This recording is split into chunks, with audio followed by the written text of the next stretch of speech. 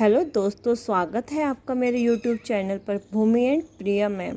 आज मैं आपको आपकी हिंदी ग्रामर बुक का चैप्टर 12 क्रिया एंड काल वर्ब्स एंड टेंस क्लियर करूँगी। अगर आप इसके बाकी चैप्टर्स भी देखना चाहते हैं तो प्लीज़ ओपन प्लेलिस्ट, आप मेरे चैनल पे को सब्सक्राइब कीजिए, व्यू चैनल कीजिए और वहाँ पर प्लेलिस्ट ओपन कीजिए क्लास 4 हिंदी ग्रामर। उसमें आपको यहाँ ये वाले सारे चैप्टर आपको क्लियर मिल जाएंगे। ओके, तो अब हम करते हैं वर्ब क्रिया। क्रिया क्या होती है?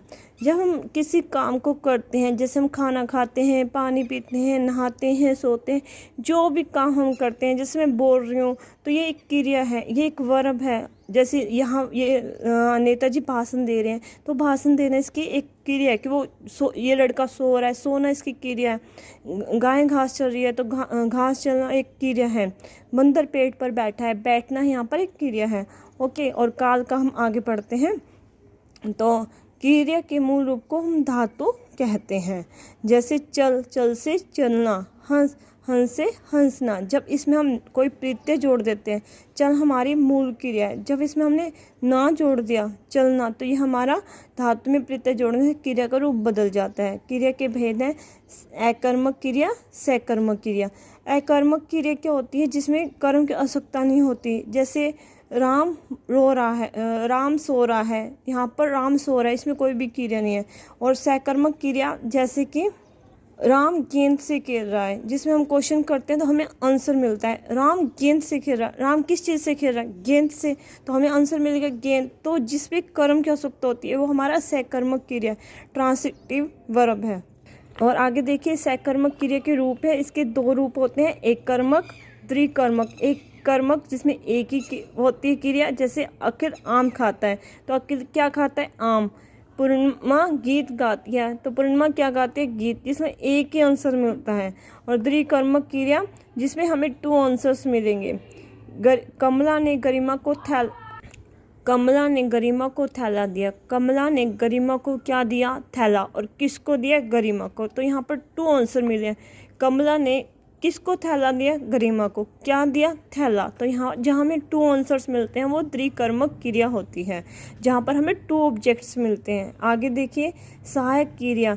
जब हम किसी काम को करते हैं तो हमें, जैसे कि हेल्पिंग वर्ब। हेल्पिंग वर्ब क्या होते हैं? Is, am, are, was, were, has, have, है, ये हमारे हेल्पिंग वर्ब्स होते हैं। जब भी हम कोई काम करते हैं तो यहाँ देखिए, मैं बाजार जाता हूँ, इसका हमारा सहायक क्रिया हेल्पिंग वर्ब। तुम मधुर स्वर में गाते हो हमारी हेल्पिंग वर्ब है।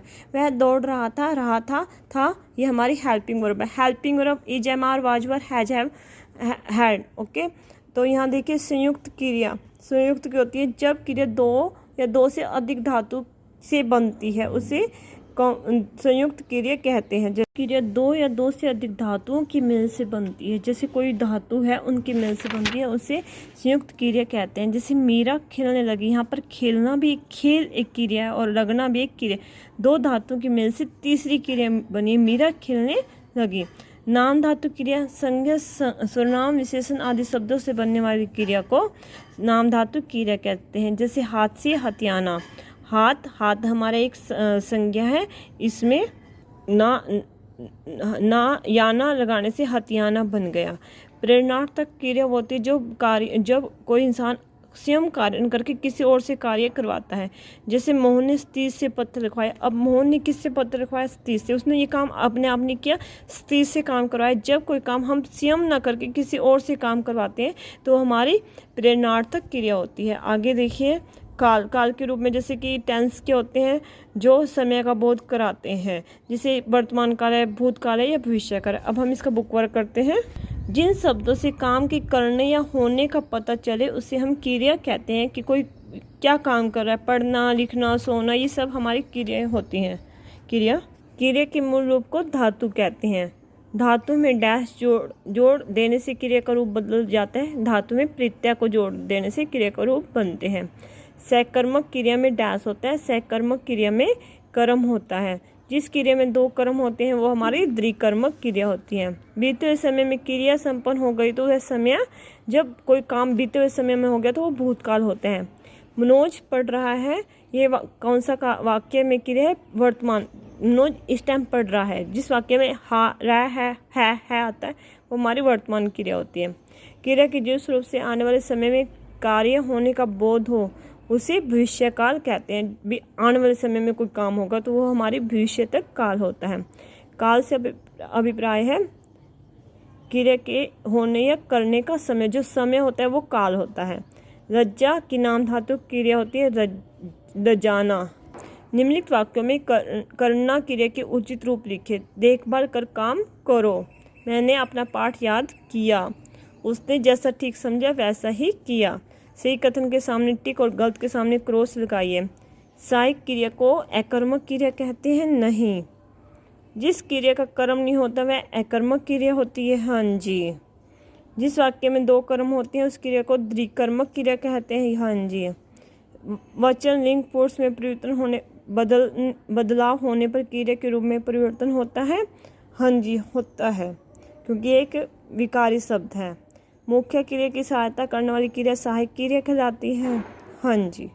निम्नलिखित वाक्यों में क्रिया का काल लिखिए। विनय खेल रहा था, ये अपूर्ण भूतकाल है। जो काम बीत चुका है वो अपूर्ण वो भूतकाल होता है। तो यहाँ देखिए अपूर्ण भूतकाल कौन सा होता है? इस कार्य में भूतकाल में कार्य जारी रहने का पता चलता है। जो कंटिन्यू टेंस होता है वो अपूर्ण भूत होता है। जैसे गाड़ी आ रही थी, वर्षा हो रही थी, जिसमें रहा था रही थी होता है वो हमारा अपूर्ण भूत होता है। तो यहाँ देखिए विनय खेल रहा था, तो खेल रहा था वो अपूर्ण भूतकाल है।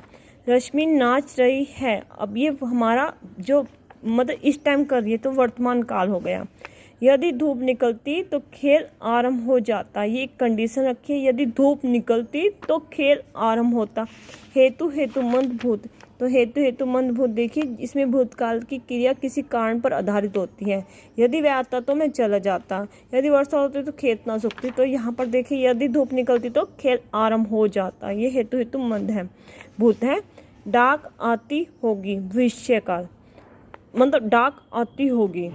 मीरा घर लौट आई होगी, जहाँ पर डाउट होता है कि ये काम किसी क्रिया में भूत में होने का संदेह किया जाता है। जैसे वह कल आया होगा, वर्ष मतलब वह कल आया होगा, हमें क्या होता कि वो आया नहीं, हम यहाँ बैठे बैठे सोच रहे हैं कि वो कल आया होगा, जो भूतकाल में काम हुआ है और डाउटफुल है, और वो हमारा पास्ट डाउटफुल होता है। वर्षा हुई होगी, तो यहाँ पर भी यही चीज़ है। मीरा घर लौट आई होगी, हम बैठे हुए सोच रहे हैं कि वो इस टाइम मीरा घर लौट आई होगी। अगर जो काम भी होगा भविष्य में होगा कि कल हम जाएंगे, तो वो हमारा भविष्य काल होता है। अब हम सोच रहे हैं कि मेरा घर लौट आई होगी, बैठे बैठे हम सोच रहे हैं कि मेरा घर लौट आई होगी, तो वो इस टाइम डाउटफुल भूतकाल है, पास्ट टेंस है। मैं स्कूल जाऊंगा, भविष्य काल हो गया। आगे देखिए, निम्नलिखित वाक्यों को निर्देशानुसार बदलिए। मैं स्कूल जाता हूँ, भविष्य काल मैं स्कूल जाऊंगा। दिनेश ने गेंद फेंकी थी, वर्तमान काल दिनेश ने गेंद फेंकी है, या दिनेश गेंद फेंक रहा है। मोची जूते बनाएगा, भूतकाल मोची जूते बनाता था। आगे देखिए, निम्नलिखित वाक्यों में अकर्मक और सकर्मक क्रियाएं छांटिए। सुरेश खेल रहा था, ये हमारी अकर्मक क्रिया क्योंकि इसमें कर्म नहीं है। हिरन दौड़ता है, ये हमारी अकर्मक क्रिया है। मोहन बांसुरी बजाता है, मोहन क्या बजाता है? बांसुरी, तो ये हमारी सकर्मक क्रिया है। अध्यापक ने पुस्तक पढ़ाई, अध्यापक ने क्या पढ़ाई? पुस्तक, तो ये हमारी सकर्मक क्रिया है। वह अपना पाठ याद कर रहा है, वो क्या याद कर रहा है? पाठ, तो ये हमारी सकर्मक क्रिया है। निम्नलिखित वाक्यों में से क्रिया छांटिए और क्रिया के नाम धातु भी बताइए। मैं पत्र लिखूंगा, यहाँ पर लिखूंगा हमारी क्रिया और लिख इसका धातु है। मेरा पानी लाई इसमें क्रिया है और ला इसमें इसकी है धातु है। बेबी ने फल खाया इसमें क्रिया है और खा इसकी धातु है।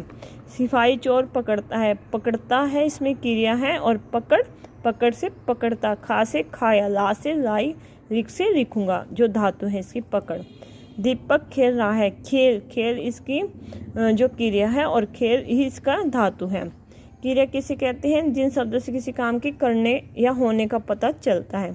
धातु किसे कहते हैं? क्रिया के मूल रूप को धातु कहते हैं। सकर्मक क्रिया के उदाहरण से समझाए। जिस वाक्य में क्रिया के साथ कर्म भी होता है उसे क्रिया को सकर्मक क्रिया कहते हैं। जैसे गाय घास चल रही है, गाय क्या चलती है? घास। सकर्मक और अकर्मक क्रिया का अंतर समझाइए। सकर्मक क्रिया कर्म के साथ, अकर्मक क्रिया बिना कर्म की होती है। नाम धातु क्रिया को उदाहरण से स्पष्ट कीजिए। संज्ञा, सर्वनाम, विशेषण आदि शब्दों से बनने वाली क्रिया को नाम धातु क्रिया कहते हैं, जैसे लज्जा से लजाना। काल किसे कहते हैं? क्रिया के जिस रूप से कार्य के करने या होने का बोध होता है, समय का बोध होता है, उसे काल कहते हैं। भूतकाल के सभी उपभेदों के नाम बताइए। सामान्य भूतकाल, आसन भूतकाल, पूर्ण भूत, अपूर्ण, डाउटफुल भूत, हेतु मदभूत। भूत का क्रिया के जिस रूप से बीते हुए समय के कार्य के संपन्न होने का बोध होता है, जैसे वह गया। वर्तमान का क्रिया के जिस रूप से कार्य के वर्तमान समय में होने का बोध होता है, उसे वर्तमान कहते हैं। जिसमें मनोज पड़ता है, जो काम इस टाइम चल रहा है, प्रेजेंट। जिसमें आप वीडियो बना रही हो, ये मेरा वर्तमान काल है। जिसमें मैंने वीडियो बनाई हुई है, हमारा भूतकाल है। और भविष्य मैं वीडियो बनाऊंगी, हमारा भविष्य का जो समय आगे आएगा। क्रिया के जिस रूप से आने वाले समय में कार्य होने का बोध हो, उसे भविष्य काल कहते हैं। जैसे मैं कल दिल्ली जाऊंगा, जो काम भविष्य में होगा। प्रेरणार्थक क्रिया, जिस क्रिया में कर्ता स्वयं काम न करके किसी और से काम करवाता है, उसे प्रेरणार्थक क्रिया कहते हैं। जैसे सतीश ने मोहन से पत्र लिखवाया, तो किससे पत्र लिखवाया? मोहन से। उसने स्वयं नहीं लिखा, किसी और से काम करवाया। नाम धातु, संज्ञा, सर्वनाम, विशेषण आदि शब्दों से बनने वाली क्रिया को नाम धातु क्रिया कहते हैं, जैसे हाथ से हथियाना। अगर वीडियो पसंद आए, प्लीज़ सब्सक्राइब माई चैनल।